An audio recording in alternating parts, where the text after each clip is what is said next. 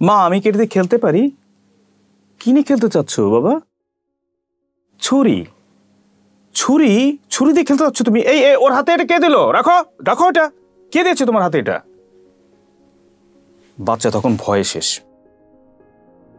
সম্মানিত গার্ডিয়ান আমার, আপনারা নিশ্চয়ই এইরকম একটা দৃশ্যকে সুপরিচিত মনে করছেন। আপনার পরিবারে হয়তো হয় না, কিন্তু অনেক জায়গায় হতে পারে। 4 বছর একটা বাচ্চা মায়ের কাছে অনুমতির জন্য এসেছে সে ছুরি দিয়ে খেলতে পারে কিনা। মা ভয়ঙ্কর রুদ্র মূর্তি ধারণ করেছেন। দেখেন আপনার সন্তান এই ক্ষেত্রে কি করতে পারে। তার আগে আমার পরিচয়টা দেই।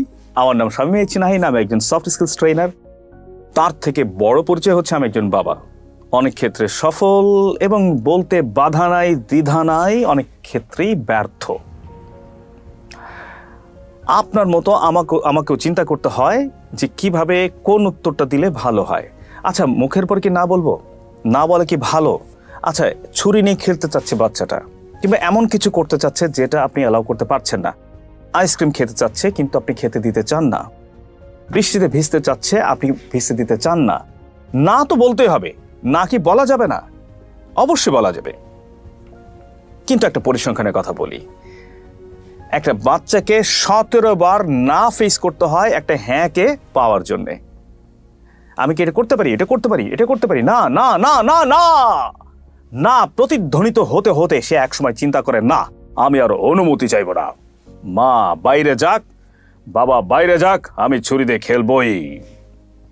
এটাই হয় অবচেতন ভাবে। তাহলে সমাধানটা কি? সমাধানটা কি? আমরা সবকিছুতে হ্যাঁ বলবো? মা আমি কি ছুরিটা দিয়ে খেলতে পারি? হ্যাঁ অবশ্যই খেলতে পারো, এবং হাত কেটে রক্তারক্তি করতে পারো, যাও বাবা খেলো। এরকম কি? মা আমি কি বৃষ্টিতে ভিজতে পারি এবং আইসক্রিম খেতে পারি? ঠান্ডা লেগে রয়েছে, এমনি সর্দি কাশিতে শেষ, এরপরে সে চাচ্ছে আইসক্রিম খেতে। আপনি বললেন আইসক্রিম খেতে যাচ্ছ? আইসক্রিম তো না, আইসক্রিম খাও না বাবা, তুমি একটু খাও, আমাকেও দিও, হ্যাঁ তারপরে তোমার কথা বলা বন্ধ হয়ে যাক, তোমার জন্য দোয়া করি বাবা, যাও খাও। এটা কি ভালো হবে? না। তার মানে কি না বলা যাবে না? মানে কি হ্যাঁ বলতে হবে সবসময়? না, তাও তো না।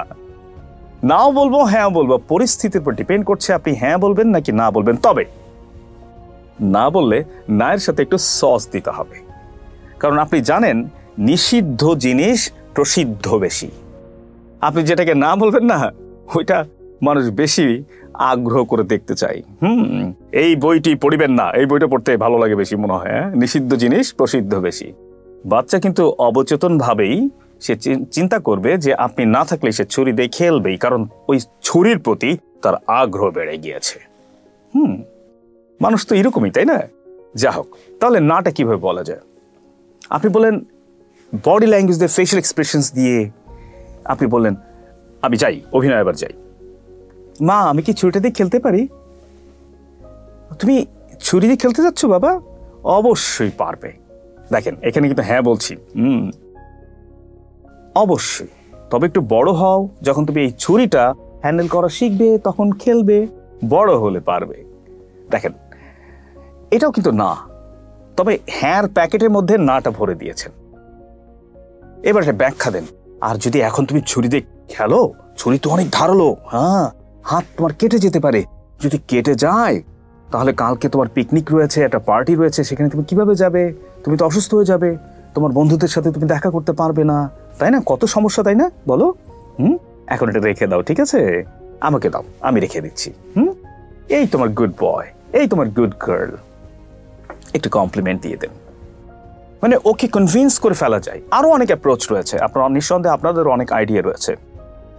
আমাদের কাছে মনে হয় রিসার্চ যা বলে যে নাটাকে যদি হ্যাঁ প্যাকেটে দেওয়া যায় এবং তার মুখ থেকে না বলানো যায়, তিনি যদি কনভিন্সড হন, মানে আপনার সন্তান যদি কনভিন্সড হন যে না আসলে এটা করা উচিত না, আমি যদি ছুরি দিয়ে খেলি তাহলে হাত কেটে লালে লাল রাঙা হয়ে যাবে, আমি অসুস্থ হয়ে যাব, আমি ব্যথা পাবো এবং পরের দিন বন্ধুদের সাথে দেখা করতে পারবো না।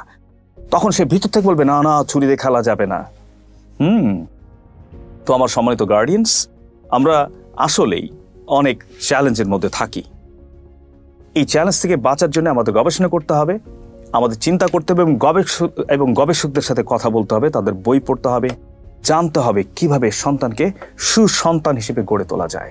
আমার আচরণটা কেমন হবে, বডি ল্যাঙ্গুয়েজ কেমন হবে, ল্যাঙ্গুয়েজ কেমন হবে, শব্দ চয়ন কেমন হবে, সব কিছুই যেন আমরা নিখুঁতভাবে শিখতে পারি।